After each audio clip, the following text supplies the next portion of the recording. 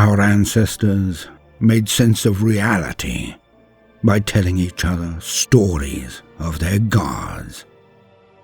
This is our attempt to bring those tales back to life.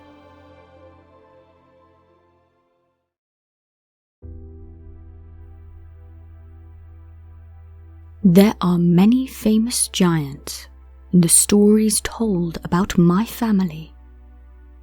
Civil and savage, from different fathers and mothers.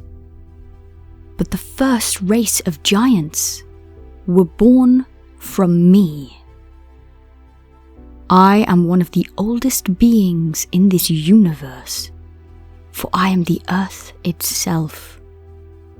I am Gaia, the planet beneath your feet, grandmother to Zeus and the other gods of Olympus, mother to the Titan gods before them, mother to the Hecatonachres and the Cyclopes. My husband, Uranus, the great skies once ruled by my side, but his cruelty to our children that he could not love out of his own vanity made him steal them from me and hide them away. Uranus trapped them in the darkness, in the depths of the realm Tartarus, our brother, beneath my soils and earths beyond me, so close to my core and just out of reach. That did not stop the pain I felt in my heart and in my very being. But I had my revenge. With the help of my sons, we stopped the tyrant in his tracks, castrated his power from him, as he deserved. But as my husband's blood spilt across my skin, the red-hot stream merged with the earth's soils and clays. A part of my soul and my husband came together one last time to birth new children. Our daughters, 3 winged women of fury, the Tyrannies. They were a mix of my pain, my anger, and Uranus's anger at the end of his rule. Furies with a hate for all crimes against nature. They were destined to aid my grandson, Hades, in his duties beyond my domain. Ash tree nymphs, the melee, appeared from the blend. The last of our love reflected in them. But our girls weren't the only beings born that day. The Gigantes, our sons, emerged from the concoction of blood and mud. One by one, they trudged out, 100 strong, formed of my husband's last strength and final screams. They went to nearby waters, scraping off the muck of afterbirth, and underneath, their bodies were clad in shining, brilliant armor. The giants are different than their siblings, the gods, both Titans and Olympians to come. As they washed, I saw permanent patterns left on their skin. The coated layer of their making had dried before it could be removed, and left in its wake what resembled cracks. It felt familiar, as my own muddy skin becomes the same when scorched with heat. Dried mud cracks, but theirs resembled the skin of snakes. But they were the shape of the gods and men to come. No extra limbs or heads, no multitude of eyes or hands. Godly men, but bigger. They aren't filled with perfection or divinity, not like the pure power of the gods and goddesses before them, but they had the raw strength that leaked out from the ruler of the universe. Colossal creatures, but, born of mud, they cannot go where gods can go. Limited to the physical plane alone, they cannot affect the realms beyond. Gods, but bigger and mortal. They do not have the resilience my other children do.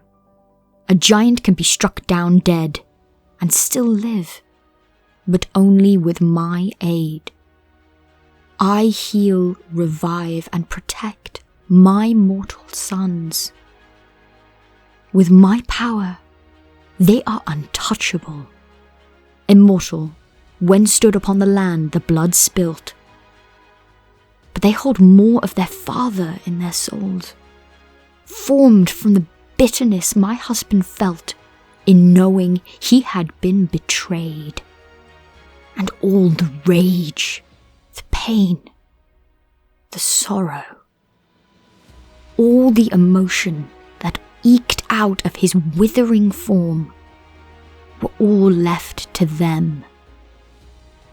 The giants are merely different, no greater, no lesser, for I value all my children the same and keep them all in my heart. My giant sons, all lost and confused, they lived on my surface, explored and destroyed, but they kept to themselves. Alcyonius and Porphyrion, some of the eldest of the Gigantes, they lead and guide my mighty sons through a land too small for them.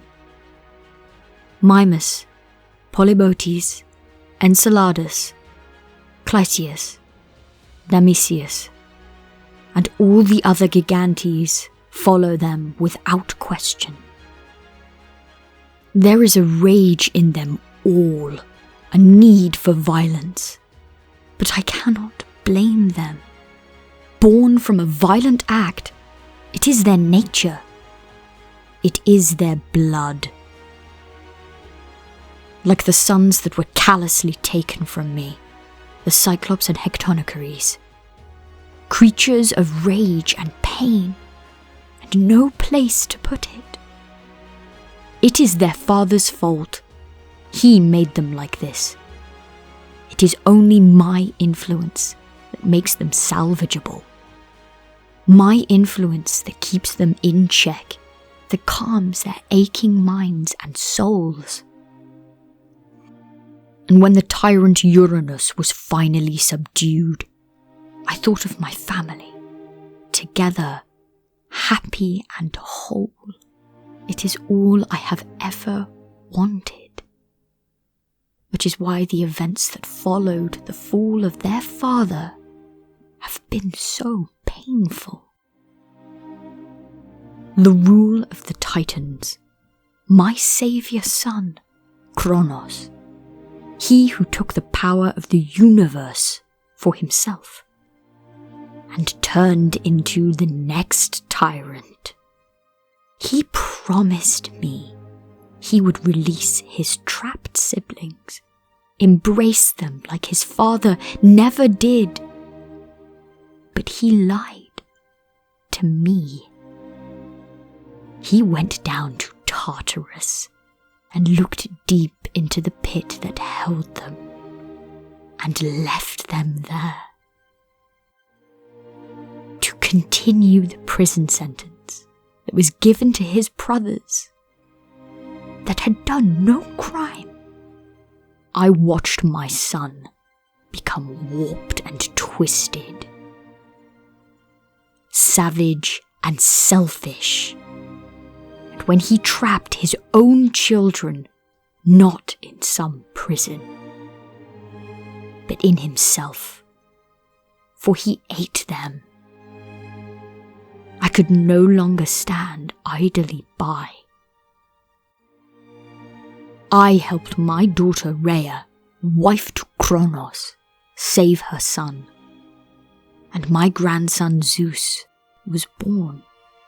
I raised him to stop the next tyrant, to save my sons that had been abandoned. I stopped a tormentor before, and I did it again. Only with my help did Zeus save his siblings. Only with my help did the Olympians, my grandchildren, ever stand a chance against the Titans, my sons and daughters. In doing so, I protected and defended my family. My sons, the Gigantes, joined the fight against my son Cronus, and without them, my grandchildren would have been crushed at the start. Without the help of the Cyclops and Hectonichires, Zeus and his siblings never would have won. I have saved us twice. The Gigantes were happy to fight for Zeus, at my request. For Zeus, my precious golden grandson. He promised me he would free all of my children, just as his father did. But when the battle was done, when I had sacrificed many of my family, Gigantes, nymphs, nereids, naiads, my grandson trapped my 100-handed sons once more, under the lie that it was a choice, a new label, and a shift from behind the bars to in front of them. Guards to the Titans, but doomed forever to stay in the dark, still trapped in Tartarus. And now, all of my Titan sons are gone. Cronus was the tyrant, not all of them. I watched their physical forms destroyed, heard each of their cries, as my grandchildren tortured and destroyed my own children. And now, Zeus rules from on high, my Titan daughter, Metis, given to him in marriage, only for her to perish at his hands too. He lied, just as his father did. He is already just like him. I did not stand back before, and I will not now. I gather my sons, the mighty Gigantes. They sharpen their weapons, and they polish their armor. For in the war, Zeus laid down their lives without a second thought, said their loss was nothing when their brothers lay dead before him. But they fought on, for belief in a better ruler, a better world. But they see his lies, and in their grief, for their brothers I could not save, they lust for violence and revenge, and I shall use this to my advantage. For we are both owed a debt. This time, there will be no new king. None can be trusted. I shall take the power I gave him, and I will protect my family, even if I must destroy my grandson in the process. I will not leave the New World Order in the hands of another tyrant. The cycle has not broken, so I shall break it myself.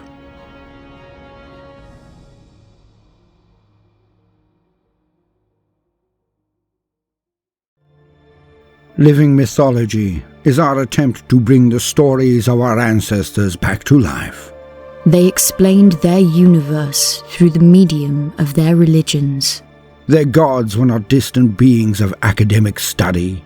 They were living, breathing entities that reflected the wants, needs, good and evil in the very heart of humanity. We only wish to encourage others to study the deep and rich cultures of our forebears. We hope you have enjoyed our labours. If so, then do consider liking and subscribing. If you wish to support improvement in our endeavour, then we do have a Patreon as well.